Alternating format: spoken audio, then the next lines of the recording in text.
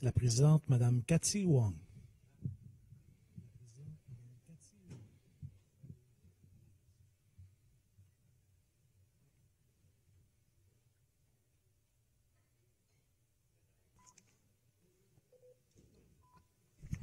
Bonjour à tous et à tous. Alors, je vous invite à prendre place.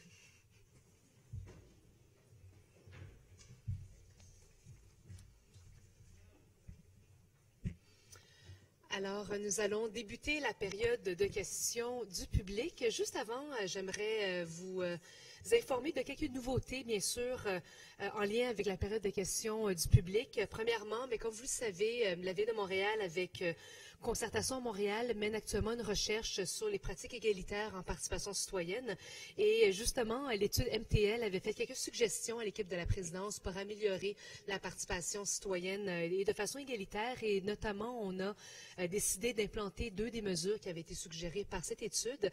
Et c'est pour cette raison qu'aujourd'hui, une des raisons pour laquelle aujourd'hui on tient une première séance dans un conseil où on inscrit en même temps les personnes qui souhaitent participer à la période de questions dans le même immeuble que l'hôtel de ville. Vous savez, à l'époque, les citoyens devaient se déplacer à l'édifice Chose-Gros de Léry. Maintenant, l'inscription se fait ici même et donc même dans le salon Jeanne-Mance. Nous avons ouvert un salon protocolaire pour pouvoir faire les inscriptions.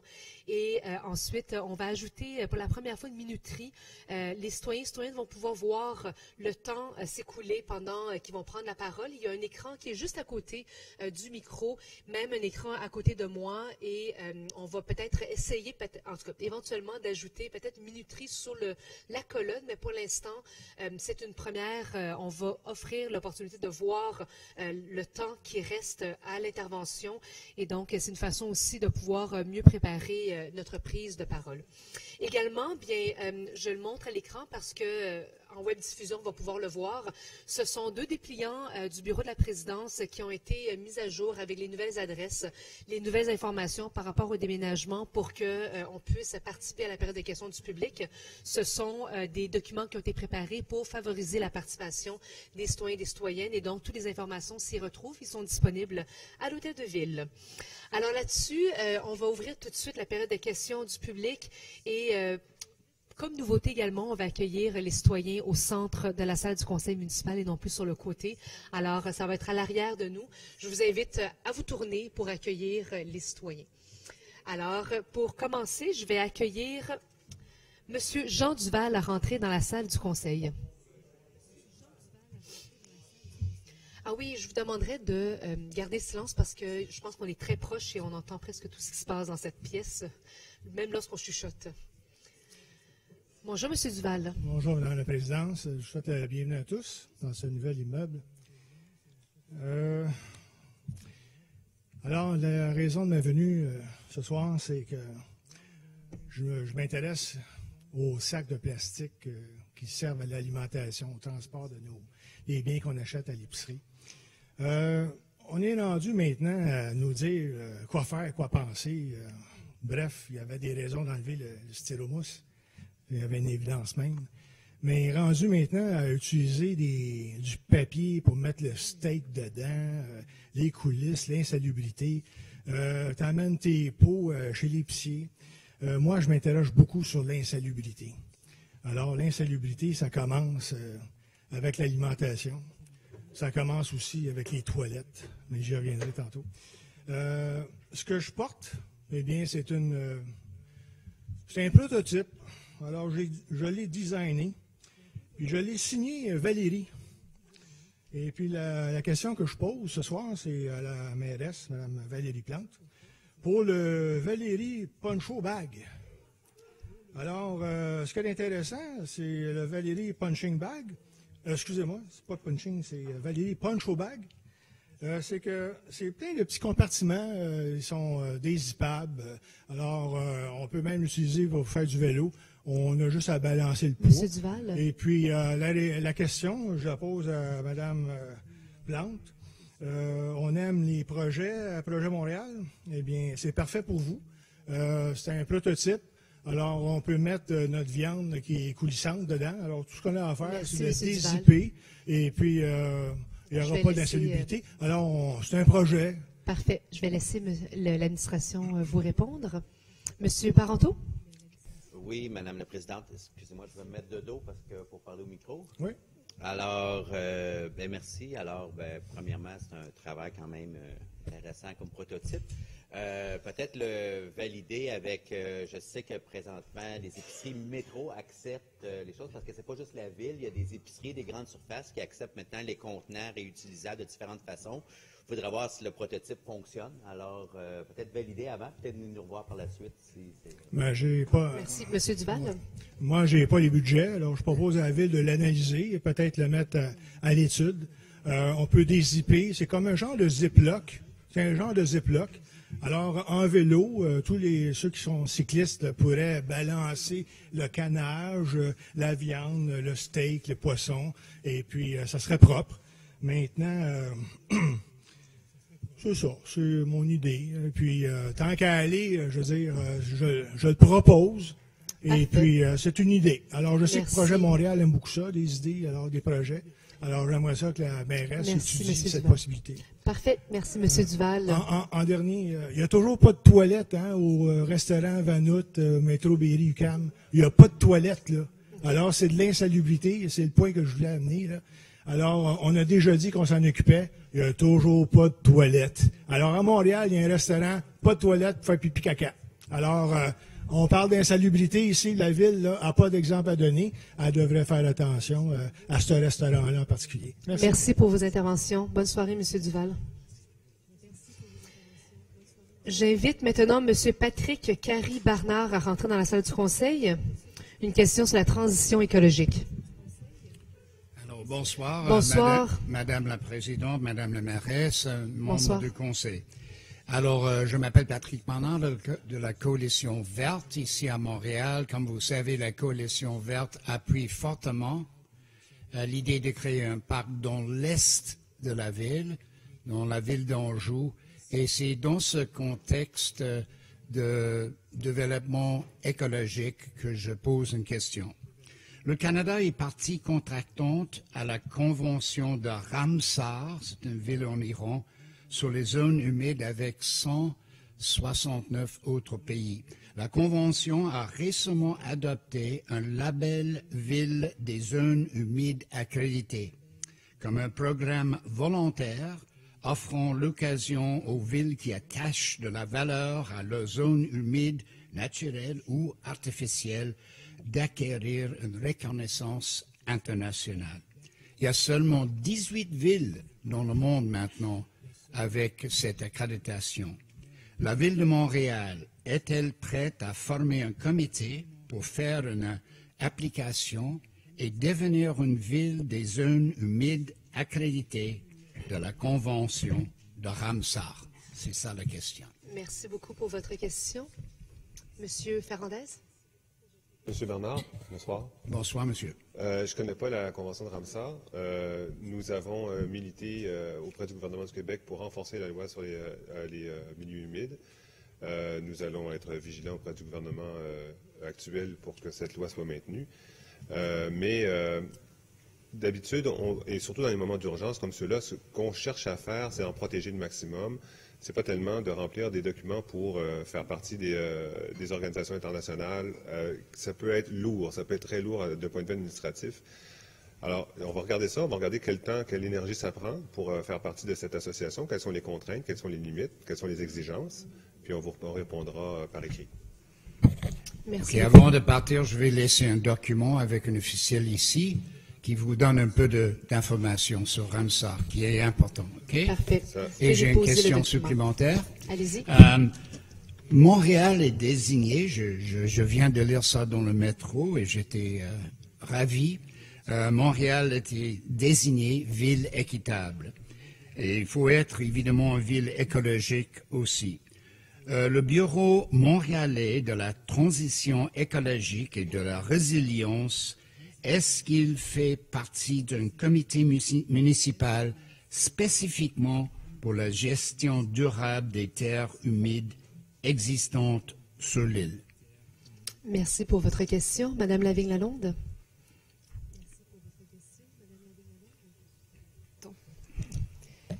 Bonjour. Bonjour. Je ne pourrais pas répondre à votre question, sincèrement, je ne le sais pas. Mais on peut faire la vérification. Le bureau de la transition écologique vient d'être mis sur pied, là, est encore en train de se construire. On a déjà beaucoup de travail qui nous attendait quand le bureau a été mis sur pied, donc on travaille très, très fort en ce moment. Mais pour répondre spécifiquement à la question sur le comité, je ne pourrais pas vous répondre dès maintenant, mais je peux vérifier puis voir exactement de quoi il est question, puis vous revenir. Merci beaucoup. Je pense que franchement, c'est le temps maintenant. Il faut que la ville ait un comité juste pour cette gestion-là, parce que c'est important. Merci beaucoup. Merci pour vos questions. Bonne soirée. J'aimerais inviter dans la salle du conseil M. Laurent Morissette.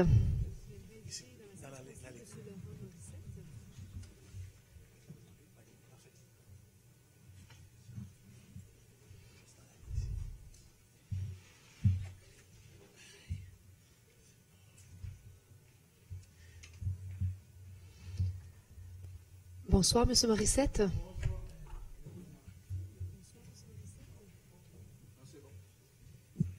Alors, bonsoir, madame. Ça marche? Le micro... On va attendre pour ma belle voix. 1, 2, 3. Ça marche pas. Ah, celui-ci marche, tant mieux. Écoutez, ce soir, je vais vous parler de terrasse. J'aurais aimé vous parler d'autre chose, mais c'est toujours comme ça. Vous n'êtes pas sans savoir que la saison du tennis et du ping-pong s'en vient. Malheureusement, j'ai été forcé de constater que la saison du ping-pong, au niveau de l'administration, commençait depuis pas mal de mois, même d'années. Récemment, mon organisation a fait la demande pour avoir la liste des permis de terrasse dans Rosemont, plus précisément. Et puis, au cours de la dernière semaine, c'est ça. On a joué beaucoup au ping-pong en nous référant à plusieurs services, plusieurs personnes. Et puis, on n'a pas eu encore les informations qu'on avait besoin. D'autant plus qu'on sait maintenant que pour l'accessibilité des terrasses, pour cet été, c'est déjà perdu. Mais on aurait aimé ça avoir l'information par rapport au permis de terrasse. Puis, on trouve ça très dommage que l'administration joue au ping-pong avec ça. Puis, j'aimerais vraiment avoir une réponse ferme et précise par rapport à qui devons-nous nous adresser pour avoir les permis de terrasse, précisément dans Rosemont, mais aussi ailleurs à Montréal. Merci beaucoup, M. Morissette. M. Croteau, à vous la parole. Bonsoir, M. Morissette. Alors, comme vous savez, dans Rosemont-la-Petite-Patrie, on est le premier arrondissement avec le plateau qui a adopté une réglementation à Montréal forçant l'accessibilité universelle de toutes les terrasses. Nous sommes très fiers de dire que, mis à part certaines exceptions que nous mettons à l'ordre, toutes nos terrasses dans Rosemont-la-Petite-Patrie sont accessibles universellement.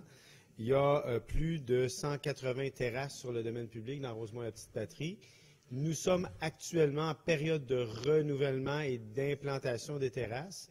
Pour faire la demande, vous devez passer par le bureau du greffe de l'arrondissement pour faire une demande d'accès à l'information. C'est très simple, comme dans tous les bureaux d'arrondissement ou même à la Ville de Montréal. Vous en faites une demande officielle et vous pourrez à ce moment-là obtenir la liste de l'ensemble des terrasses qui sont disponibles, à qui on a octroyé des permis. La petite subtilité dans Rosemont-la-Petite-Patrie, c'est qu'il n'y a pas de nouvelles demandes. Les renouvellements se font automatiquement à chaque année, sauf si le restaurateur ou le café décide de ne pas renouveler sa terrasse. Donc, chez nous, dans Rosemont-la-Petite-Patrie, vous ne devez pas faire de nouvelles demandes à chaque année lorsque vous êtes restaurateur au café. Le renouvellement se fait automatiquement, donc il y a une liste quand même assez permanente. Et je suis certain que cette information pourra vous être transmise de façon rapide et efficace. Merci, M. Croteau. M. Morissette, avez-vous une deuxième question? Oui, je vais faire du pouce un petit peu sur la réponse de M. Croteau. Vous n'êtes pas sans savoir que l'accessibilité des terrasses ne concerne pas seulement l'accessibilité, comment on peut entrer sur la terrasse, mais également l'accessibilité au mobilier. Aujourd'hui, j'ai une amie à moi qui m'a dit, moralement, je ne me sens pas à la hauteur. Et puis, moi, je lui ai dit, savez-vous ce que je lui ai répondu? Je lui ai dit, ben, abaisse le mobilier, comme ça, tu vas être à la hauteur. Donc, moi, là, je me demande, qu'est-ce qu'attend la ville et les arrondissements à sujet du règlement pour s'attaquer au problème du mobilier qui est inadéquat pour les personnes à mobilité réduite? Parce que ça fait plusieurs années qu'on vous répète la même chanson par rapport à l'accessibilité des terrasses, mais du mobilier. Puis, j'ai l'impression que malheureusement, vous n'êtes pas à la hauteur pour l'instant. Donc, j'aimerais avoir un engagement ferme et précis là-dessus aussi. Merci, M. Morissette. Mme Goulet, à vous la parole. Merci, M. Morissette, pour votre question. Effectivement, ça se gère en arrondissement. La Ville-Centre a produit, vous le savez certainement, un guide d'aménagement durable des rues de Montréal avec des lignes directrices pour l'aménagement des terrasses. C'est un guide qui est envoyé aux arrondissements et ça se gère à ce niveau, à ce moment-là. Mais nous allons certainement en faire un suivi. Ce serait très intéressant. Je vous rencontre bientôt à titre de nouvelle responsable du dossier au RAPLIC. J'ai vraiment hâte d'entendre toutes vos propositions et vos priorités. Merci. Merci, Mme Goulet. Merci beaucoup, M. Morissette. Bonne soirée. Vous aussi.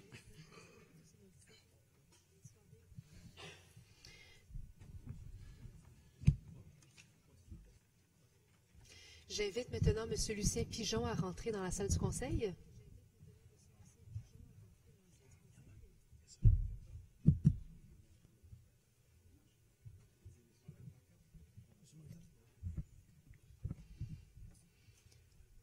Bonsoir, M. Pigeon.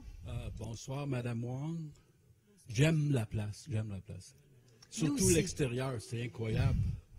On va être bien pendant 3 ans, hein, mes chers amis?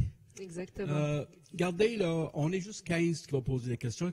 Pourriez-vous être un peu plus flexible? Parce qu'1 minute et demie, là, ça me stresse. Je suis déjà stressé avant d'arriver ici. Imagine-toi 1 minute. Mon sujet, je vais juste le modifier un peu. Just do it. Coupons dans les gaz à effet de serre, mes amis. Parce que là, on fait face à quelque chose de monumental. Savez-vous que depuis 1850, le monde a émis 400 milliards de tonnes de CO2 dans l'atmosphère? Il est presque toujours là, puis il va être là encore longtemps, puis on continue à en mettre de plus en plus. 400 milliards de tonnes métriques de CO2 dans l'atmosphère.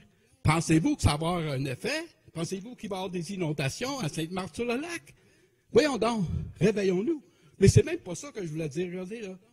Les émissions cumulatives de CO2 dans l'atmosphère, mon temps est presque fini.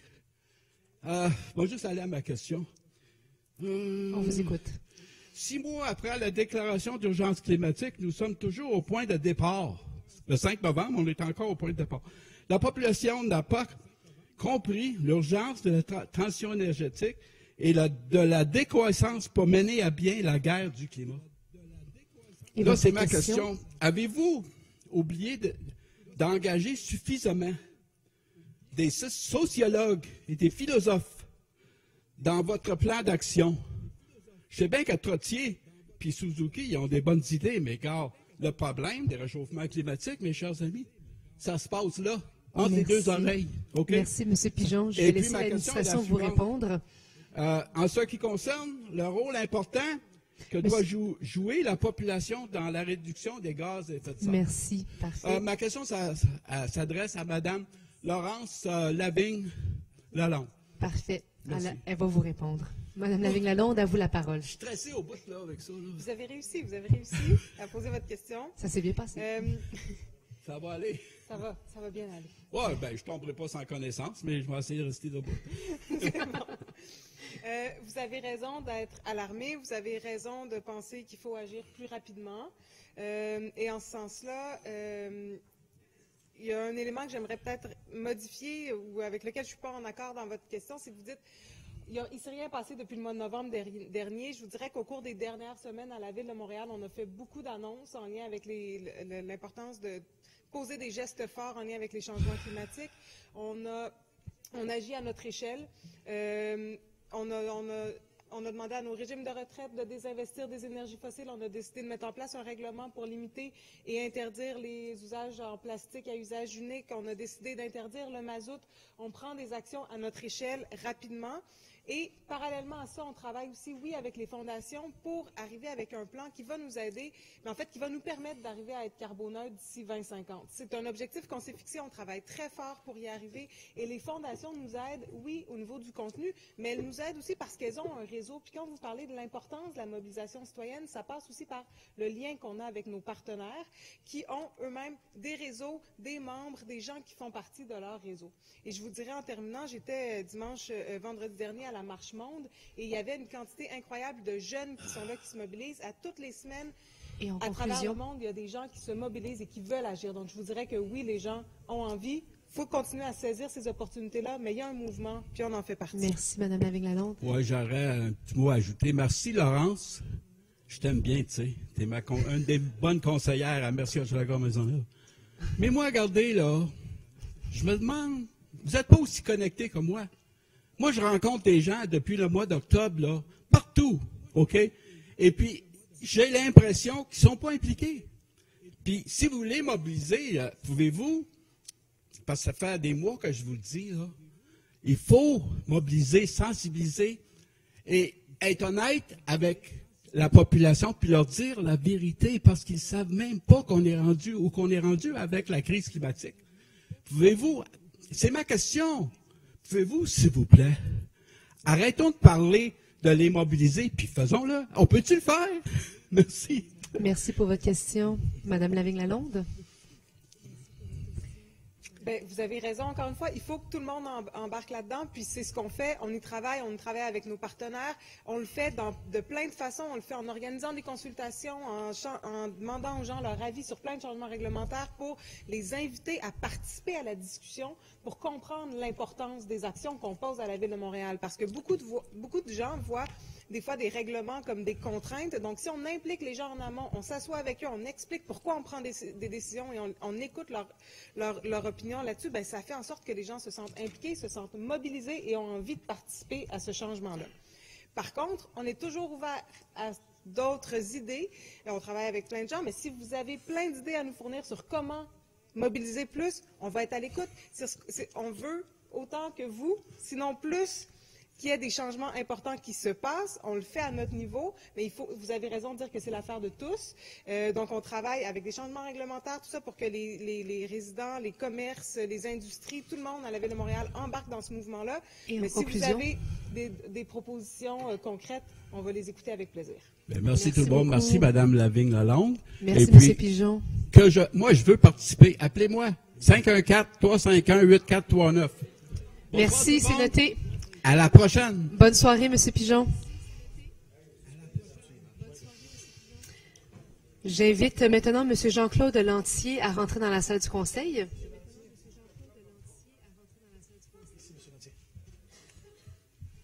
Bonsoir, M. Lantier. Bonsoir, Madame la Présidente. J'aimerais que la minuterie soit arrêtée au début parce que j'ai une question à vous poser avant de passer à ma propre question. Il y a 14 mois, je me suis présenté ici au Conseil et je vous ai dit que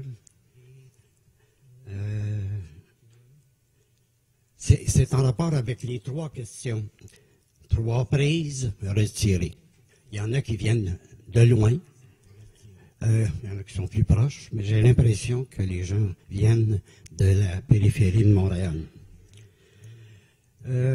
J'aimerais savoir si depuis janvier 2018, vous avez réfléchi à la chose et si vous en êtes venu, par exemple, à dire que dans un tel cas où 3 questions sont posées sur le même sujet, bien là, vous avez le droit de passer, par exemple, à une deuxième question. C'est facile pour quelqu'un d'avoir 2, 3, 4 questions. Mais on sait très bien qu'en venant ici, on n'a droit à seulement une question. Votre réponse, s'il vous plaît. Bien, c'est vrai que nous limitons le nombre d'interventions à 3 questions par sujet parce que nous voulons nous assurer de la diversité des enjeux qui sont abordés pendant la période de questions du public. Nous avons malheureusement déjà vu des sessions où plusieurs personnes se mobilisaient sur une thématique et ce qui empêchait à d'autres personnes de poser des questions sur des enjeux qui leur tenaient à cœur, qui étaient différents finalement des questions qui étaient majoritairement posées par certains citoyens. Et donc, c'est vraiment pour s'assurer de la diversité de ces questions-là, premièrement. Mais deuxièmement, dans les derniers conseils municipaux, on a vu la possibilité, malgré la 4e ou 5e question sur le même thème, j'ai offert l'occasion aux citoyens de venir poser leurs questions à la fin lorsqu'on avait écoulé la liste. Et donc, on a pu permettre à plusieurs citoyens de venir quand même poser leurs questions, même si c'était la 4e, 5e et même 6e question sur le même sujet. Alors, je suis flexible à ce niveau-là et puis je comprends le défi de se déplacer à l'hôtel de ville, de quand même passer une soirée ici. Et donc, je m'assure vraiment d'équité pour pouvoir permettre à tout le monde de poser une question. Remarquez bien, Madame la Présidente, que je n'en ai pas contre les 3 questions seulement sur une même question. Mais vous ne répondez pas tout à fait à ma question. C'est est-ce que je pourrais, si je suis le 4e sur le même sujet, passer à une autre question que je pourrais enregistrer, par exemple, en bas, au cas où. Monsieur le leader. Bonjour, Monsieur Lantier. Bonjour, monsieur. Oui. C'est une suggestion qui n'est pas bête, dans le sens où, effectivement, ce que je comprends bien, ce que vous dites, c'est quand il y a déjà eu 3 questions sur le même sujet, si vous êtes inscrit sur le même sujet, de vous laisser entrer quand même et de vous permettre de changer votre question. C'est ça que je comprends? Oui, c'est ça. OK. Oui. Bien, je l'entends. On est en réflexion avec la présidente. La commission de la présidence est en train de se pencher en ce moment sur la période de questions du public. On travaille là-dessus en ce moment même. Je vais prendre votre suggestion de ce soir comme si vous étiez venu à la commission, puis on va l'intégrer à nos travaux. Je vous en remercie beaucoup. Monsieur Lantier, je sais que vous avez déjà posé 2 questions. Est-ce que vous avez un autre sujet, c'est ça, sur lequel vous souhaitez poser une question? Et ça, c'était simplement l'appetizer. C'était seulement le... Oui, mais c'est ça, malheureusement, c'est parce Monsieur que Lantier. je vous ai dit, Madame, avant de commencer la minuterie, j'ai une question à vous poser à vous. Oui, mais... Là, j'arrive à mon sujet. Là. Mais malheureusement, c'est ça, on a un nombre limité de questions par personne et puis il y a d'autres personnes à l'extérieur qui souhaitent poser une question également. Je ne voudrais pas les pénaliser puisque la période de questions est limitée en nombre de temps.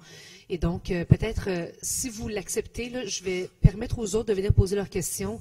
Et s'il nous reste du temps à la fin, je vous inviterai à nouveau parce qu'on n'est pas nombreux aujourd'hui. Alors, je vais laisser les autres poser la question. Puis, restez pas loin, je vais peut-être vous réinviter dans quelques instants.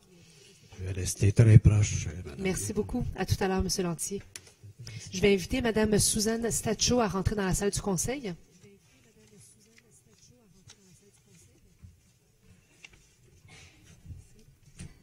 Bonsoir, Mme Stacho. Bonsoir. Good evening.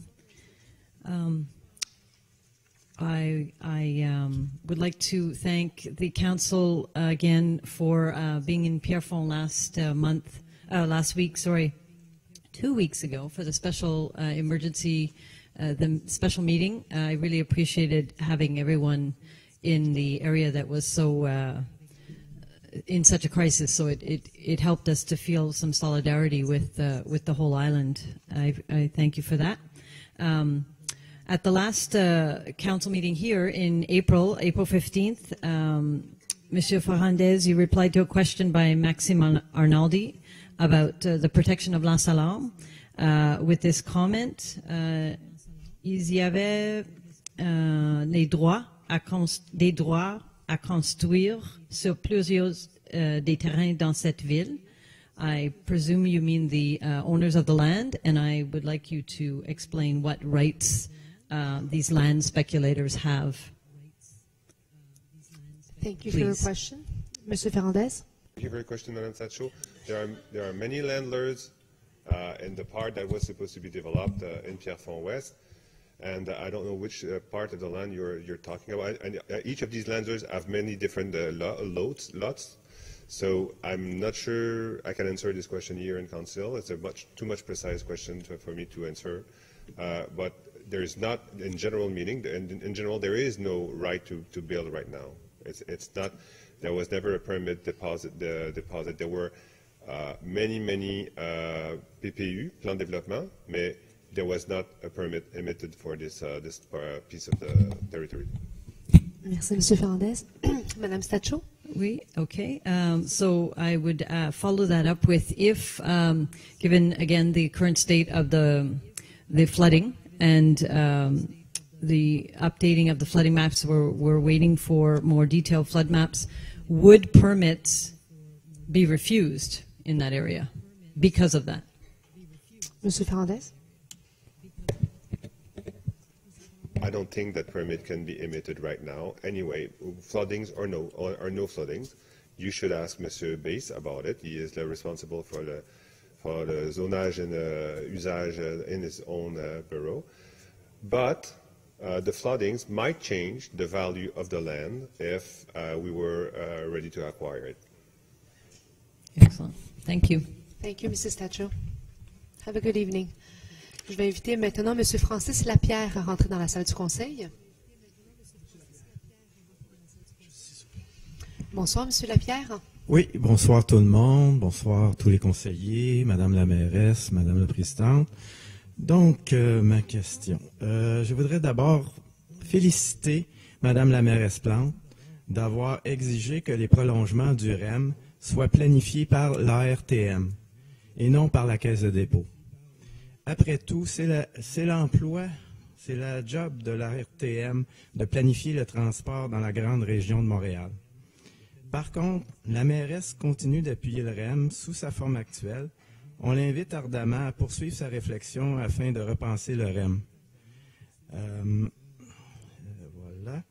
La Caisse de dépôt a créé un dangereux précédent en court-circuitant la RTM lors de la création du REM, ainsi que les instances démocratiques chargées de l'évaluer comme le BAP. Le REM participe d'une planification incohérente des transports en commun dans la région montréalaise. C'est la mauvaise technologie au mauvais endroit. Le SRB P9, quant à lui, avec un achalandage de 70 000 personnes, devrait être remplacé par un tramway. Le prolongement de la ligne bleue va surcharger la ligne orange et ne peut être compatible avec la création de la ligne rose dans l'Est puisqu'ils vont tous deux se concurrencer la faveur des usagers. De plus, comme on l'a expliqué à la Commission des finances, si l'on devait réaliser tous les projets à l'étude, il en résulterait, avec des hypothèses optimistes, en une hausse des tarifs de 80% en conclusion de plus que l'inflation. J'y arrive. Cela provoquerait une spirale de déficit pour le système dans un contexte de hausse des coûts. Monsieur Lapierre, votre question? En effet, les usagers sont très sensibles à une augmentation des tarifs et risqueraient de fuir le réseau. Alors, ma question, Madame la Présidente, rapidement, oui. Dans ce contexte, que compte faire la Ville de Montréal afin de faire revenir à la raison la Caisse de dépôt ainsi que les différentes instances du gouvernement du Québec dans le domaine? Merci. Monsieur Caldwell, à vous la parole. Merci, Madame la Présidente. Merci, Monsieur Lapierre. On a déjà eu cette discussion. Le REM est en cours de réalisation. Le SRB P9, si vous allez sur P9, les travaux sont en train d'être faits. Et il y a le dossier d'affaires qui est en cours d'élaboration pour le prolongement de la ligne bleue. Donc, merci de féliciter la mairesse sur sa volonté que la RTM joue son rôle de planification pour l'ensemble du réseau de transport collectif. Et on a encore beaucoup de débats à avoir sur la priorisation des prochains projets de transport collectif. Ceci étant dit, ceux que vous nommez et que vous remettez en question sont en cours de réalisation ou en cours d'élaboration du dossier d'affaires. On va de l'avant avec ces dossiers-là et à nous de relever le défi, de planifier les prochains pour répondre aux besoins des Montréalais et de toute la région métropolitaine. Merci, M. Caldwell. M. Lapierre? C'est un peu court comme réponse, mais bon. Je vais poser une seconde question. La Ville de Montréal pourrait-elle nous fournir davantage d'informations sur la facture surprise de 100 millions de dollars pour des travaux de mitigation dans le dossier du REM? Merci, M. Lapierre. M. Caldwell. Monsieur Lapierre, c'est la RTM, justement, qui a le mandat de coordonner avec la Caisse et les différentes villes les mesures de mitigation du REM. Donc, si vous voulez des explications plus précises sur comment il le finance, la ventilation des coûts et les mesures qui seront mises en place, ça me fera un plaisir de relayer votre question à la RTM. Merci beaucoup. Mais la RTM vous renseigne pas là-dessus? OK. Je pensais que la RTM... Merci beaucoup, M. Lapierre, pour vos questions. Bonne soirée. J'invite maintenant M. Sylvain Plourde à rentrer dans la salle du Conseil.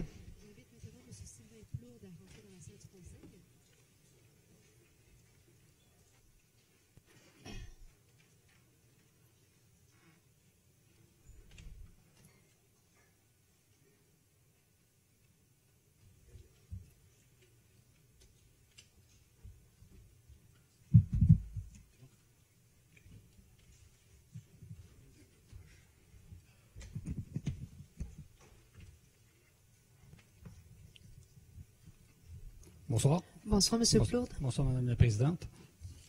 Tout d'abord, merci de nous donner l'opportunité aux citoyens de pouvoir poser des questions directement aux élus. C'est très apprécié. Je fais partie du RAPLIC, juste pour mentionner. Mon nom, c'est Sylvain Plourde, comme vous l'avez mentionné. Dans votre programme Projet Montréal de 2007, que je connais bien parce que je m'étais présenté comme candidat, il est écrit à l'article 3.4e que vous désiriez accélérer les travaux en matière d'accessibilité universelle pour garantir l'accès des personnes à mobilité réduite à l'ensemble du réseau, y compris le réseau du métro, d'ici 2030. Ça, c'est textuellement ce qui est écrit dans le programme. Donc, 12 ans après votre élection. Dans ce souci pour le temps, je ne vais pas rentrer dans tous les détails, mais il semble que toutes les planifications d'ascenseurs dans le métro, les délais sont retardés depuis, puis j'imagine que ce n'est pas depuis seulement que vous êtes au pouvoir, mais les travaux sont toujours retardés à chacun des ascenseurs qui sont planifiés. C'est toujours 1 an, 1 an et demi, 2 ans qui sont remis. Par la fin même, en tant que personne avec un handicap, j'ai été interpellé assez fortement par les réactions de votre administration ainsi que celle de tous les autres élus municipaux, par la démonstration de votre indignation collective, que je qualifierais presque d'agressive, face à la présumée discrimination causée par le projet de loi 21. Et votre question? C'est tout de suite après, le bon timing. En comparant vos réactions au projet de loi 21 versus l'absence d'indignation envers tous les retards dans l'ajout des ascenseurs dans les stations de métro, comment est-ce que les plus de 300 000 personnes en situation de handicap à Montréal et qui ne peuvent évidemment pas renverser leur situation devraient interpréter votre quasi-silence et celui de vos collègues face à la discrimination permanente dont ils sont victimes alors qu'ils sont pourtant protégés par la même charte que les personnes touchées par le projet de loi 21. Merci beaucoup, M. Plourde. M. Caldwell, à vous la parole. Oui, si vous me permettez, je vais répondre à la question très fondamentale et importante, justement, des ascenseurs dans le métro, et que je vous remercie de soulever ici aujourd'hui. Effectivement, il y a des retards. Ceci dit, le Rénault Système 1, qui est le projet de mise aux normes du métro, qui a un volet important pour les ascenseurs, le Rénault Système 2, avec les budgets qui y seront associés, va nous permettre d'aller plus loin. C'est-à-dire, on le sait très bien, le métro n'a pas été conçu pour y mettre des ascenseurs.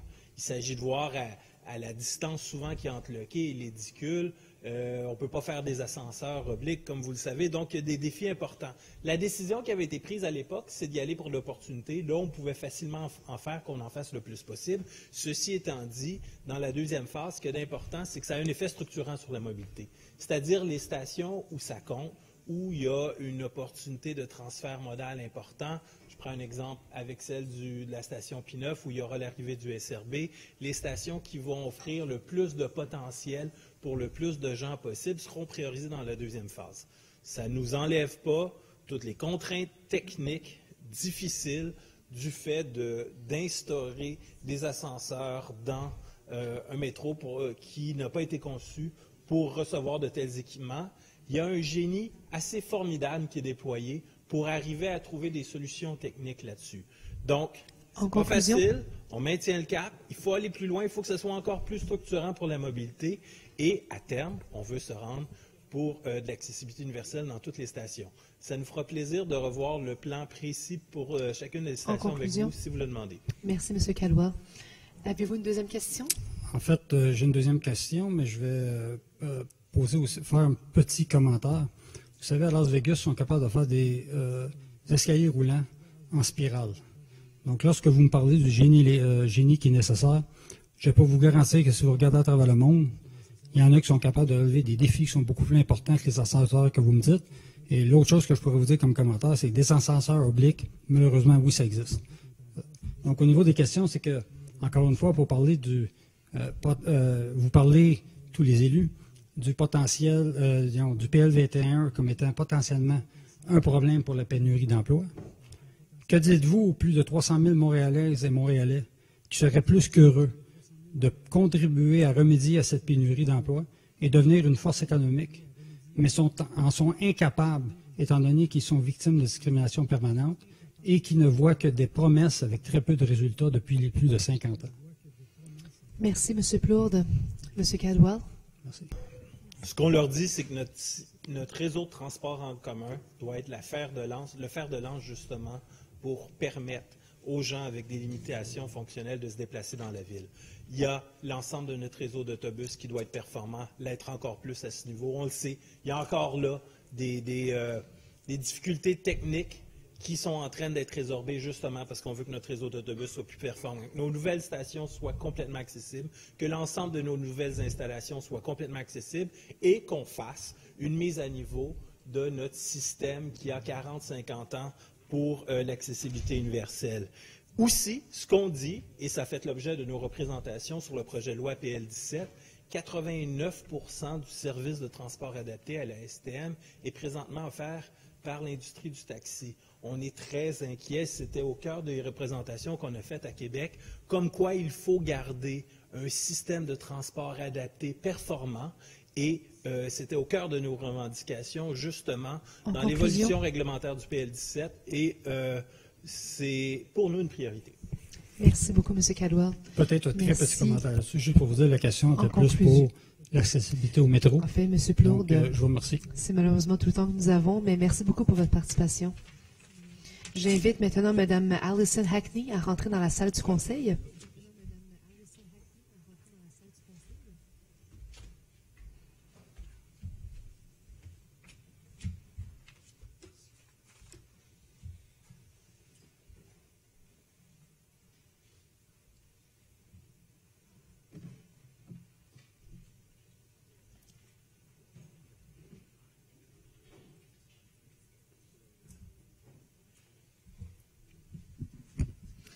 Bonsoir, Mme Hackney. Bonsoir, Mme Wong. Bonsoir aux élus. On vous écoute. Ma question s'adresse à Mme Filetto, la responsable de la sécurité publique. La Ville de Montréal a en main un rapport qui a été produit pour elle en 1992 par la firme d'ingénierie Texalt sur le bassin versant de la rivière à l'Orme qui se jette dans le lac des Deux-Montagnes. Ce rapport affirme que le développement résidentiel et commercial et la construction de routes proposées dans ce bassin versant résultera en le dépassement de 3,5 fois la capacité de la rivière. Alors, ma question, dans votre planification pour assurer la sécurité des citoyens à l'avenir, allez-vous vous servir des analyses fournies dans ce rapport? Merci, Mme Hackney, pour votre question. Monsieur Ferrandez. Bonjour, madame. Les cartes de terrains inondables vont être revues par la CMM dans des délais assez brefs. Alors, ce sera ces futures cartes-là qui vont être utilisées dorénavant dans l'analyse de du caractère construisible ou pas des nouveaux quartiers, et non pas cette étude de 1992, vous dites? Merci. Madame Hackney. Je viens d'apprendre dans ce beau rapport qu'en 2008, le Centre d'expertise hydrique du Québec a étudié le lac des Deux-Montagnes. En cette même année, la communauté métropolitaine de Montréal en a fait une cartographie détaillée également. Est-ce qu'il est trop tôt pour dire s'il y a des changements importants dans les zones inondables depuis ce rapport de 2008?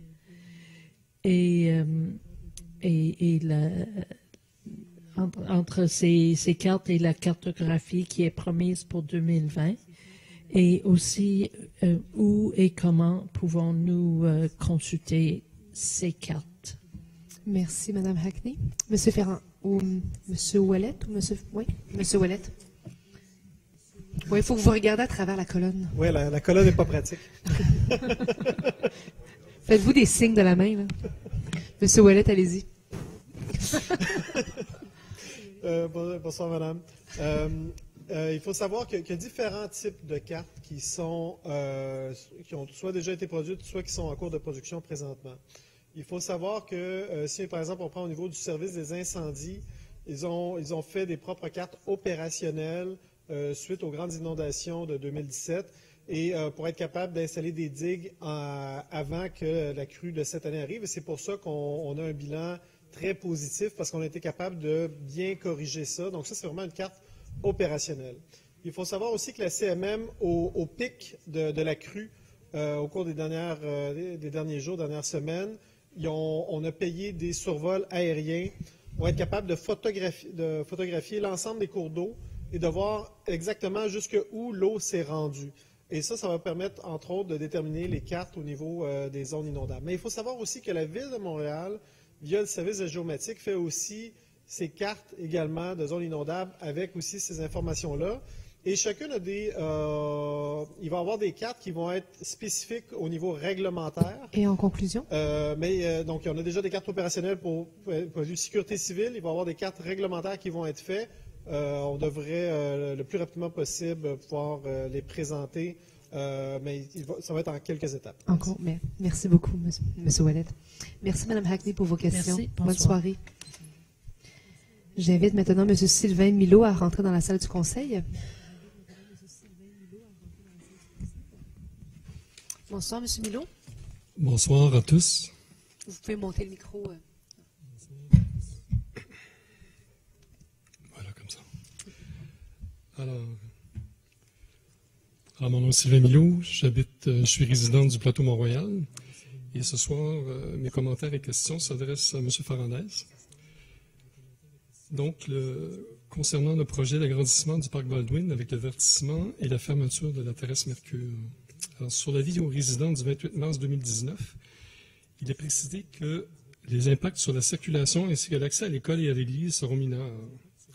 Nous sommes d'un avis contraire, étant témoins au quotidien de l'achalandage lors du début et des fins des classes, sans compter lors des cérémonies de l'église. Pardon.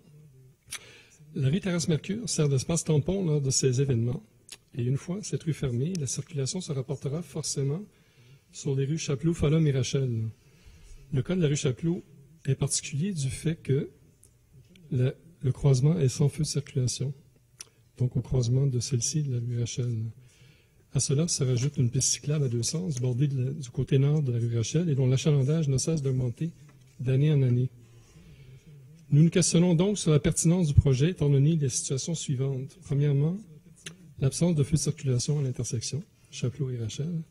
Deuxièmement, l'apaisement de la circulation et de façon plus générale, le changement de sens des rues avoisinantes qui, à notre avis, est douteux. En conclusion, est-ce que vous avez une question? Je suis presque terminé. Et troisièmement, la perte de stationnement des places servant aux employés de l'école et du centre d'hébergement Armand-Lavergne, ainsi qu'aux membres de l'Église, sans compter l'espace tampon lors du déneigement. Et votre question? Donc, cela dit, nous sommes d'avis que le projet de verdissement n'est pas nécessaire et comporte plus de désavantages qu'autrement. Alors, ma question est, ce projet est-il vraiment nécessaire? Merci pour votre question. Madame Giguère.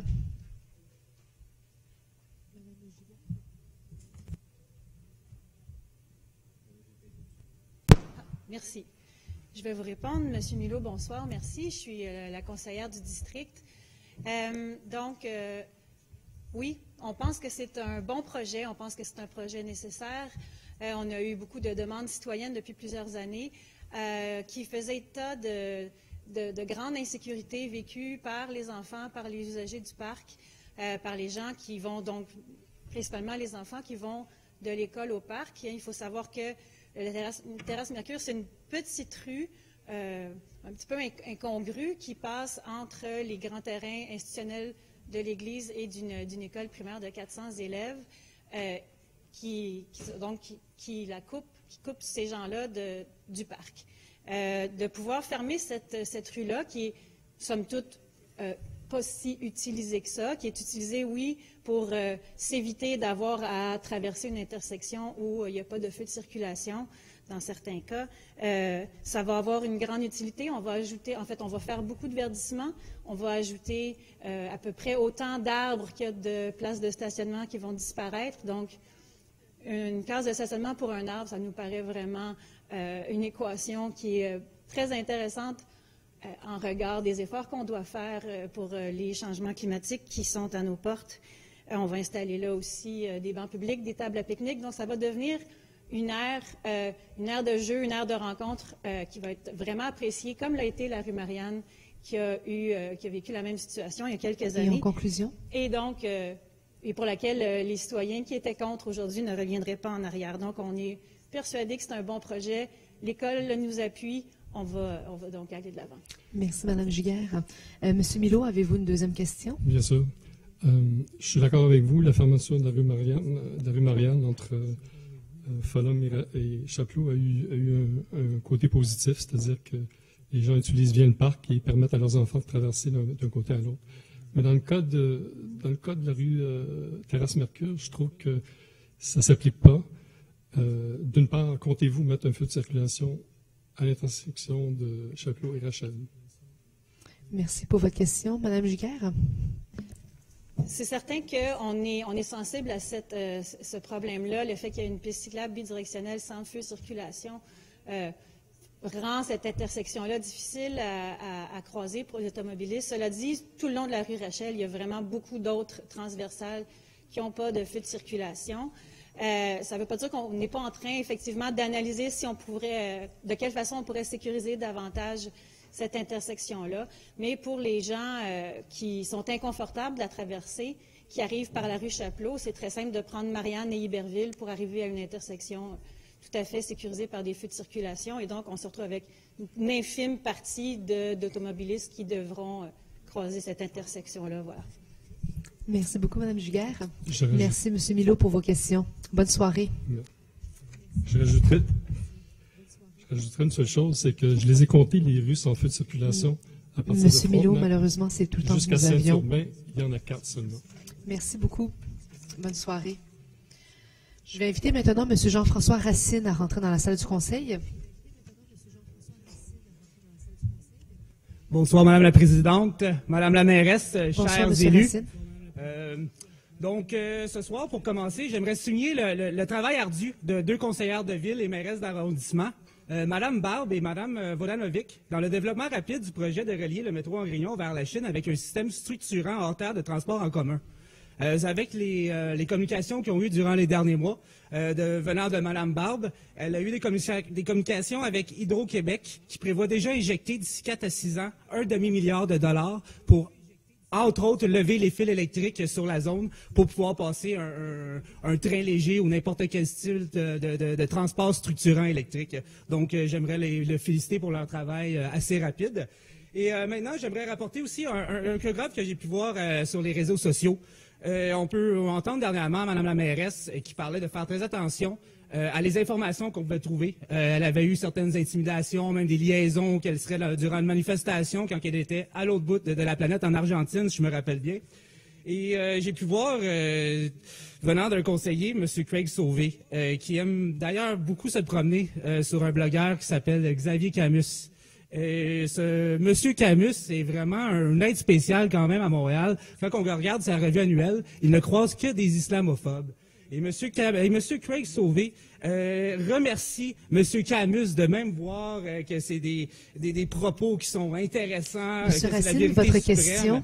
Et je trouve ça un petit peu désolant et intolérable venant d'un élu, surtout voyant que la mairesse ne veut pas non plus se faire associer avec des mépris de la sorte. Monsieur Racine, votre question. Donc, en ce moment, j'aimerais ça une bonification au code d'éthique du Conseil de ville, que les élus ne puissent prendre position publique sur des propos qui peuvent être à sujet d'intolérance ou de discrimination. Merci beaucoup, monsieur. Mais ma question n'est pas directement celle-ci. Ma question va plutôt s'adresser, c'est plus une recommandation. Je vais laisser les élus vous répondre, puis je vais vous redonner la parole ensuite. Alors, monsieur Limoges? Oui, bonsoir, monsieur Racine. Premièrement, c'est Camus, Xavier Camus. Oui. Ça se prononce Camus. Ah, désolé, je le prononce comme si ce serait une famille. Mais ce que vous dites, là, il n'y a pas de cautionnement de propos haineux. Il y a dans les commentaires sur un post Facebook de M. Camus, quelqu'un que personne ne connaît, quelqu'un, comme ça se passe sur les médias sociaux, qui a félicité M. Camus pour sa vigilance et son travail, et M. Sauvé a liké ce commentaire. Non, M. Sauvé remercie. Monsieur Racine, je vais laisser M. Limoges répondre. J'ai les captures d'écran, M. Racine. Oui, moi aussi, j'ai les captures d'écran en ce moment. Monsieur Racine, je vais laisser M. Limoges répondre. Oui. C'est de ça dont on parle. Oui, exactement. C'est exactement de ça qu'on parle. Et j'ai aussi la capture d'écran. Je pourrais vous Monsieur l'envoyer Racine, par votre deuxième question, alors? Et ma deuxième question aussi qui a rapport avec les codes d'éthique. Je voudrais savoir si la présidente du conseil d'agglomération a adopté le nouveau code d'éthique du conseil de ville de Montréal qui sera adopté prochainement. Merci pour votre deuxième question. Alors, votre question est pour Mme Barbe, c'est ça? Oui, exactement. Madame Barbe. Oui, Monsieur Racine, écoutez, je vais vérifier parce que de mémoire, tout ce qu'on passe en orientation au conseil de ville, qui s'adresse aussi au conseil d'agglomération est voté aussi en conseil d'agglomération. Alors, je vais faire une vérification auprès du greffier. Je n'ai pas souvenir qu'on ait passé un code d'éthique qui s'appliquait nécessairement à l'agglo, puis qu'on aurait passé à la ville. Non. Alors, on me fait signe que non. Donc, c'est un code d'éthique qui a été passé strictement ici au conseil de ville. Merci beaucoup, Mme Barbe. Merci, M. Racine. C'est le temps que nous avons pour ce soir. Parfait. Et juste savoir, monsieur qui m'a répondu au début, c'est quoi son nom pour que je lui envoie un email, la vraie photo avant que M. Sauvé ait délité son post. C'est M. François Limoges. Parfait. Merci, M. Limoges. Je vais Avec vous envoyer ça dès ce soir. J'ai très hâte de voir le résultat. Merci. Bonne soirée. Merci beaucoup. Je vais inviter M. Louis Langevin à rentrer dans la salle du conseil. Je vous demanderai un petit peu de calme dans la salle du conseil, s'il vous plaît. Bonsoir, M. Langevin. Bonsoir. On vous écoute. À chaque printemps, à la fonte des neiges, l'eau laisse des déchets sur le terrain quand il y a des inondations et en laisse également dans les cours d'eau. Si ces déchets seraient ramassés pour que les cours d'eau retrouvent tout leur volume, il n'y aurait plus ou moins d'inondations. Ou pas. Depuis combien de temps que les déchets transportés par l'eau n'ont pas été récupérés? Merci, M. Langevin. Je regarde M. Doré, mais M. Parenteau. Alors, M. Parenteau. Je vais tenter de répondre à votre question de façon, parce que la question est quand même un peu large. Vous serez content d'apprendre cette année, on a quand même une grande collaboration avec Mission 100 tonnes qui a comme mandat justement de nettoyer les cours d'eau, qu'ils soient petits ou grands, parce que tous versent dans l'océan. Alors, déjà, il y a eu la première mission qui a eu lieu à Verdun au mois d'avril dernier et plusieurs autres arrondissements limitrophes au fleuve Saint-Laurent et la rivière des Prairies vont faire des opérations de nettoyage des berges pour justement désengorger l'eau de débris éventuels qui pourraient venir nuire à la coulée naturelle des eaux. Merci, M. Parenteau. M. Langevin, est-ce que vous avez une deuxième question? Qui est responsable de ne pas avoir protégé les biens des citoyens à cause des cours d'eau non nettoyés? Merci.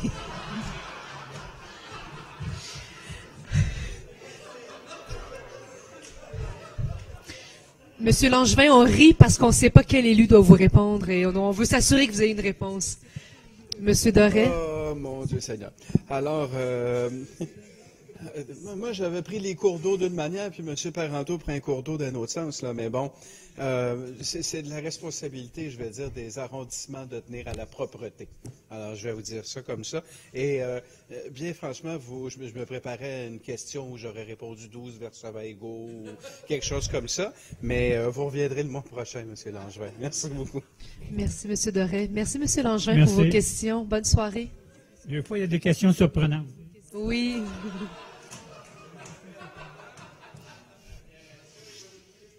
Alors, j'invite maintenant M. Yonita à rentrer dans la salle du Conseil.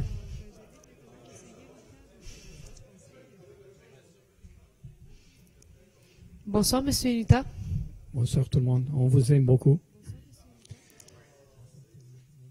Madame qui est juste devant vous, je pense qu'elle doit couper ses cheveux parce qu'on ne voit pas votre nom. Alors, vous changez la place parce que vous êtes... Voilà.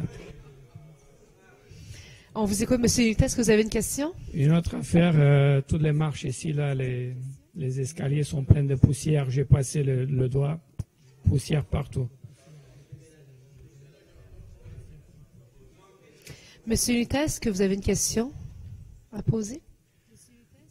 On sait tous que Montréal, présentement, c'est dans une agonie. Une agonie depuis plusieurs décennies. Et on se demande à cause de qui. Tout ça, c'est à cause des projets non finis des élus. Chaque prédécesseur, il n'est pas bon, on met à la poubelle, on recommence avec nos nouveaux projets, justement parce qu'on est meilleur que les autres. Mais le problème, c'est que l'argent dans ces projets, ils ont été débloqués et dépensés, et après ça, il faut recommencer à zéro pour ramasser l'argent. Madame Plante, dernièrement, elle nous a incité à payer plus le parcomètre. Bientôt, on va payer plus le transport en commun. On a des caméras cachées, des caméras radars. On a augmenté les prix des contraventions. Tout ça, c'est l'argent qui sort des poches des contribuables. Et là, je peux vous assurer d'une affaire, ce n'est pas quelque chose de vraiment plaisant. Votre question? Est-ce que vous savez que la ville de Montréal, la souffrance numéro 1 de la ville de Montréal sont les routes. Merci et là, il y a question. des nids de poules partout. Et j'aimerais bien que le projet principal, malgré le fait que ça fait partie de la présidence excusez, l'équipe précédente, je vous en prie, essayez de la finaliser et suite à ça, merci pour la question, M. passer à d'autres projets. Je vais passer la parole à l'administration. Oui, M. Ouellet, à vous la parole. Alors, merci Madame la Présidente, merci M. Lalita pour la question. Je ne vois pas vraiment où vous voulez en venir parce que si on regarde au niveau des PTI, programme triennal d'immobilisation, chaque administration arrive avec ses plans. Quand on arrive, c'est pas vrai qu'on jette tout à la poubelle, au contraire.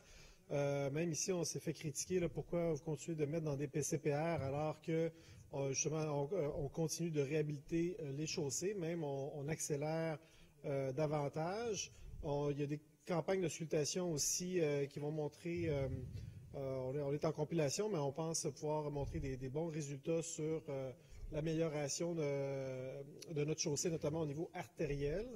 Donc non, au contraire, écoutez, oui, on est conscient qu'on hérite d'une situation peu enviable, mais on met les sommes et les efforts aussi pour être capable de, tranquillement pas vite, rattraper le déficit d'actifs. Et malheureusement, des fois, ça a certains impacts, comme évidemment des travaux, certains cônes oranges. Mais écoutez, on veut être capable d'améliorer le réseau routier pour l'ensemble des Montréalais. Merci, M. Ouellet. M. Yonita? Vous savez, moi, j'ai rien contre ce que vous aviez dit qu'il y a des cônes oranges partout en ville. Mais le problème, c'est qu'il faut s'organiser d'une manière pour finaliser quelque chose et ne pas faire d'une manière que toute la ville soit en chantier et qu'on contourne toutes les rues, on ne sait plus par où aller, quelle rue à prendre pour arriver quelque part. Et le temps, je peux vous assurer d'une affaire. Et en plus de ça, les visites au garage sont nombreuses. Et là, ça coûte des milliers de dollars. J'ai réclamé ça même au maire Coder avant, et là, rien. Monsieur Koppmann, qui était maire dans l'arrondissement Côte-des-Neiges, il nous a dit qu'ils ont fait, pendant leur campagne électorale, 150 km des routes asphaltées ou je ne sais pas quoi. Je me demande, je regarde juste Côte-des-Neiges, c'est un champ de bataille. 50 mètres correct, peut-être devant le Brébeuf, oui, ça a été asphalté, tout est beau. Pourquoi? Parce que là, sont les riches. Et là, donner l'impression que ces gens-là votent pour vous. Et mais votre question? Mais la question, quand est-ce que vous allez régler pour toujours ce réseau des routes? Merci pour pour votre enlever question. tous les nids de poules. Merci. Monsieur Ouellette? Oui, merci. Ben, écoutez, on ne pourra jamais résoudre pour toujours parce que c'est un éternel recommencement. Merci beaucoup. C'est pour ça qu'il faut continuer année après année à entretenir, investir et reconstruire certaines des routes. Merci. Monsieur Yélutin est parti. Bon.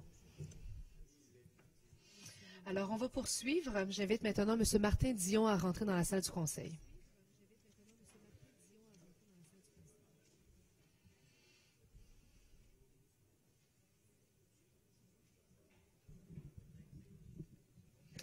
Bonsoir, M. Dion.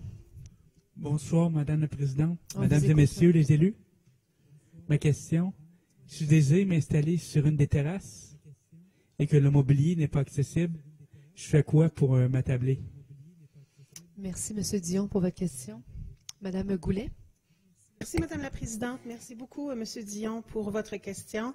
Je le disais à votre collègue tout à l'heure, c'est une compétence d'arrondissement, tout ce qui a trait aux terrasses des restaurants. Il y a un guide d'aménagement durable des rues de Montréal, produit par la Direction des transports à la Ville-Centre. On vous en a parlé la dernière fois. Et dans ce guide-là, il y a un chapitre sur les meilleures normes à suivre en matière d'aménagement universellement accessible pour les cafés-terrasses et aussi pour les placotoirs. Alors, et le mobilier fait partie de ça également. Maintenant, est-ce qu'il y aurait matière à faire un suivi de ce qui est fait en arrondissement par la Ville-Centre? Écoutez, c'est des choses qu'on pourra voir dans le prochain plan d'action en accessibilité universelle qui s'en vient. Et on va le faire avec beaucoup de détermination, je vous le promets. Merci. Merci beaucoup. Monsieur Dion? Ma deuxième question, nous sommes capables d'aller sur la Lune. Pourquoi nous ne sommes pas capables d'instaurer un règlement qui oblige les terrassiers à être accessibles universellement, le mobilier? Merci, M. Dion, pour votre question. Madame Goulet? Alors, j'entends très bien votre commentaire, M. Dion. Merci beaucoup. Écoutez, nous croyons à l'inclusion sociale, nous croyons à l'accessibilité universelle. Notre administration est déterminée à accélérer le pas, à aller de l'avant, à mener des chantiers et plusieurs batailles de front. Et c'est quelque chose qu'on va traiter avec beaucoup de soin, sachez-le, dans le prochain plan d'action que j'aurai l'occasion de vous présenter bientôt au RAPLIC. Merci. Merci beaucoup et bonne fin de soirée à vous tous. Merci, M. Dion. Bonne soirée à vous aussi. À la prochaine. À la prochaine. J'invite Mme Linda Gauthier. Ah oui, c'est vrai. Il faut que Oui, la période de questions c'est terminée. J'ai besoin de vous demander de la prolonger, si vous la souhaitez. Monsieur le leader de la majorité. Monsieur le Limoges. Oui, monsieur le chef de l'opposition. Appuyé par ma collègue Karine Bobra, on demande une prolongation de 30 minutes. Monsieur le leader. Jusqu'à ce que la liste soit... Excellent. Alors, Mme Gauthier, je vous invite à rentrer dans la salle du Conseil.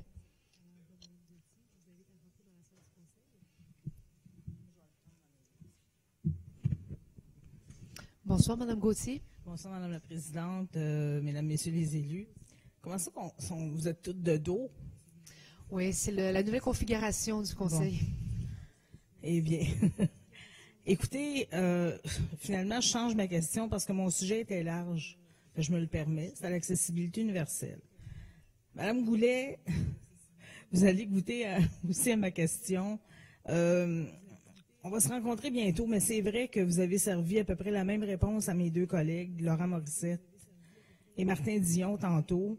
Ce guide d'aménagement-là, il y a sûrement des bonnes pratiques là-dedans, sauf que la question est claire. Si on va sur une terrasse qui est accessible et puis le mobilier ne l'est pas, on n'est pas bien plus avancé. Fait que qu'est-ce qu'on fait dans un cas comme ça? Je ne sais pas si on va le trouver dans votre guide d'aménagement, mais vous avez au moins 4 avocats ici, en cette salle, qui pourront vous dire que c'est tout à fait discriminatoire. C'est aussi discriminatoire que si, j'en cherche quelqu'un, là, mais si monsieur, qui est de couleur là-bas, essaie d'aller sur une terrasse, puis on lui dit, je suis désolé, mais t'es noir, tu peux pas venir t'asseoir sur notre terrasse. C'est la même chose. Je suis un petit peu fâchée, là. J'aimerais qu'on me réponde autre chose, Mme Goulet, que ce que vous avez répondu à mes 2 collègues, s'il vous plaît. Merci, Mme Gauthier. Monsieur Fernandez? Bonjour, Mme Gauthier. Bonjour, M. Fernandez. Donc, le problème que vous évoquez, je vais me permettre de répondre de façon concrète, puisque c'est votre demande. Le problème que vous évoquez est lié à un restaurant qui avait pignon sur rue entre la rue de la Naudière et la rue Chambord sur la rue Mont-Royal, avec un mobilier qui était trop haut pour l'accessibilité universelle, en contradiction avec le règlement de l'arrondissement qui l'interdit. Donc, nous avons envoyé des inspecteurs et il a reçu une contravention. Ça se peut que ça se passe aussi dans d'autres arrondissements. Le problème, ce n'est pas la réglementation. La réglementation, elle est claire. Elle indique que ça doit être accessible universellement, à la fois au niveau de l'accès, au niveau de la rotation de la chaise et au niveau de l'accès à la table. Le problème, c'est lorsqu'il y a des contrevenants. Alors, il y a eu contravention, mais il n'y a pas eu disparition du mobilier dans l'heure. D'abord, ce restaurant a fait faillite, a fermé, et à ma connaissance, sur le plateau Mont-Royal, il n'y a pas d'autres exemples en ce moment. Je ne sais pas si c'est le cas pour les autres arrondissements. Mais c'est un problème d'arrondissement. Il faut que les inspecteurs des arrondissements se présentent et donnent des contraventions. Au niveau de la réglementation, il me paraît tout à fait logique, vous avez raison de dire que tous les arrondissements devraient se doter d'un règlement qui empêche ce type de mobilier. Merci, M. Fernandez. Mme Gauthier? C'était pas nécessairement pour celle-là, mais je veux dire, il y en a dans tous les arrondissements. Ce qui pose problème, c'est le mobilier, tout simplement. On ne devrait pas permettre qu'il y ait des tables bistrot, qu'il y ait des tabourets, à moins qu'il y ait aussi sur la terrasse. On n'est pas à demander, pouvez-vous nous mettre une table de hauteur régulière? On n'a pas à le demander. Il faut qu'il y en ait, puis pas seulement une à part ça. Parce que si on arrive et on est 3 4, ça ne fait pas la job. Fait que, est-ce qu'il y a quelqu'un ici dans cette salle, que ce soit au niveau de la ville-centre, ou tous les maires d'arrondissement, est-ce qu'il y a un engagement qui peut être pris, à savoir que, justement, vous allez réviser vos cadres normatifs, si on en est là, les règlements, quels qu'ils soient, parce que là, on ne voudrait pas se retrouver encore à la commission, n'est-ce pas, M. Ferrandez? Merci, Mme Gauthier. Mme Goulet. Madame la Présidente, merci beaucoup, Mme Gauthier. J'ai vraiment hâte de vous entendre très bientôt. On prendra le temps de faire une bonne rencontre en long et en large. C'est une proposition très intéressante que vous nous faites. Comment s'assurer que ça se fasse en amont, ou en tout cas qu'on puisse en faire un suivi centralisé de cette question-là à travers les arrondissements. Écoutez, moi, je vais prendre toutes vos bonnes suggestions là, et on pourra voir avec mes collègues de l'urbanisme ou du développement économique en ce qui concerne le programme d'accessibilité au commerce également, ce qui marche bien, etc. Alors, on pourra faire le tour de beaucoup de ces questions-là, mais sachez que nous sommes déterminés à travailler la question de l'accessibilité universelle de façon transversale. Alors, à très bientôt. On perd encore une saison, merci. Mais en tout cas. Merci beaucoup, Mme Goulet. Bonne soirée. Merci, Mme Gauthier. Bonne soirée.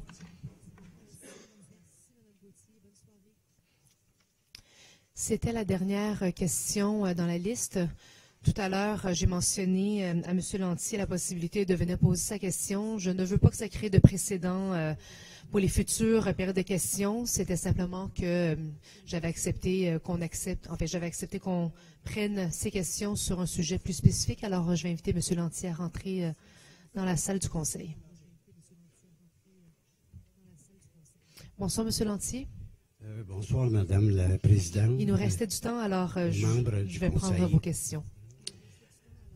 Ce qui m'amène ce soir, c'est tout simplement ceci. Le 24 septembre 1918, j'ai fait un appel en rapport avec une dénivellation dans un trottoir. Vous avez le trottoir, puis vous avez de la terre pour recevoir l'arbre. Et ça, c'est 3 par 3, 3 par 4 pieds, 4 par 7 pieds. Et puis, à cet endroit-là, dans le milieu, il y a un arrêt d'autobus. J'ai fait cet appel-là en septembre dernier.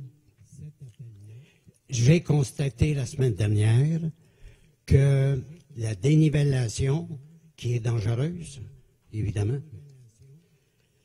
est toujours là, n'a pas été réparé. Et le numéro, l'appel a été logé à 7h33, ça veut dire, ça j'imagine, puis à 19h30. Le numéro de la déposition, dépôt du terme juste, 18 30 93 86. Et M. Lantier, votre question, c'est laquelle? C'est en rapport à quand est-ce que quelqu'un va s'occuper des dénivellations qu'il y a dans les, disons, dans les trottoirs, près des arbres. Des fois, c'est de 2 à 4-5 pouces. Il y en a sur la rue Montana. Monsieur Lantier, oui. Monsieur Lantier, je vais vous inviter peut-être à participer à votre conseil d'arrondissement parce que c'est un enjeu qui est traité en arrondissement. Mais je vois Mme Thuillier qui souhaite prendre la parole. Je vais peut-être vous laisser répondre. Allez-y, Mme Thuillier. Bonsoir, M. Lantier. Excusez-moi, je suis mal placée pour vous parler. Donc, M. Lantier est un citoyen de notre arrondissement. Ceci dit, la rue de Mentana, ce n'est pas dans l'arrondissement, mais c'est un conseil que je donne à tous les citoyens. C'est toujours pertinent d'appeler le 311, d'ouvrir une requête. Et quand on a un numéro de requête, si on voit que le travail ne se fait pas, je donne toujours le conseil à la personne d'écrire à son élu avec le numéro de dossier et de dire, bien, écoutez, j'ai fait une plainte au 311, il ne s'est rien passé. Et donc, l'élu peut être en mesure, à ce moment-là, avec la requête déjà ouverte, de faire le suivi auprès des employés de l'arrondissement, dans ce cas-là précisément des travaux publics, pour demander à ce que le travail soit fait et voir s'il y a un problème. Donc, si c'est dans notre arrondissement, je vous invite à communiquer avec nous. Si c'est dans un autre arrondissement, je vous invite à communiquer avec les élus locaux. Merci, M. Lantier. Merci beaucoup. Merci, M. Lantier, pour votre question. J'ai la sous-question. Très rapidement. Oui. C'est en rapport, je m'excuse, avec la construction de trottoirs. J'aimerais bien que quelqu'un m'explique ceci. Comment se fait-il que lorsqu'on enlève les formes des trottoirs, il reste un espace d'à peu près 1,5 pied, 2 pieds, et ça reste comme ça? 1 semaine, 2 semaines, 3 semaines. Merci, M. Il y a des enfants, il y en a des vieux. Moi, je ne suis pas un vieux, je suis jeune d'esprit. M. Ouellette va vous répondre. M. Ouellette? Allez-y. Oui, voilà. Merci, Mme la Présidente. Merci pour votre question. Bien, je ne sais pas si vous avez déjà observé les différentes étapes pour couler un trottoir. Donc, évidemment, pour justement pour mettre la forme avant de couler, bon, évidemment, il va y avoir un certain dégagé de peut-être 1 pied 18 pouces. Après ça, une fois que le trottoir est figé, on enlève cette forme-là. Et oui, il reste un espace entre le trottoir et la fin de l'asphalte. Étant donné que c'est une autre équipe, ou du moins avec une autre machinerie qui doit passer, le but, c'est évidemment de faire des tournées qui sont efficaces pour essayer d'optimiser les chantiers, pour essayer de minimiser aussi les coûts. Donc, souvent, ce qui arrive, c'est pas nécessairement immédiatement dans l'heure qui suit, voire dans la journée qui suit. Donc, c'est pour ça des fois qu'ils laissent, par exemple, certains cônes le long en attendant le pavage final. Mais c'est tout simplement parce que c'est pas les mêmes matériaux, c'est pas les mêmes équipements. Donc, c'est pour ça qu'on doit faire ça en 2 étapes. On essaie de le plus possible rapprocher, mais il faut savoir qu'il il faut quand même aussi optimiser ces opérations-là pour éviter des surcoûts à tout le monde. Merci, M. Ouellette. Merci pour vos questions, M. Lantier. Merci. Bonne soirée.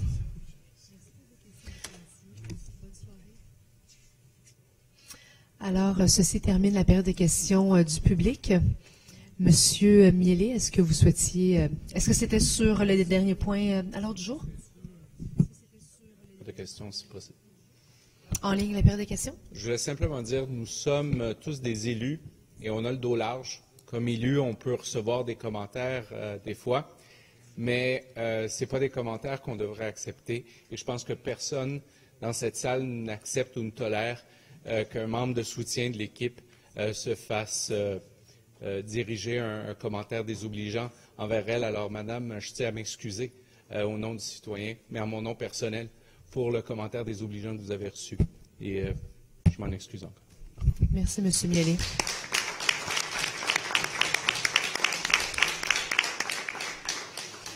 Merci, M. Miele.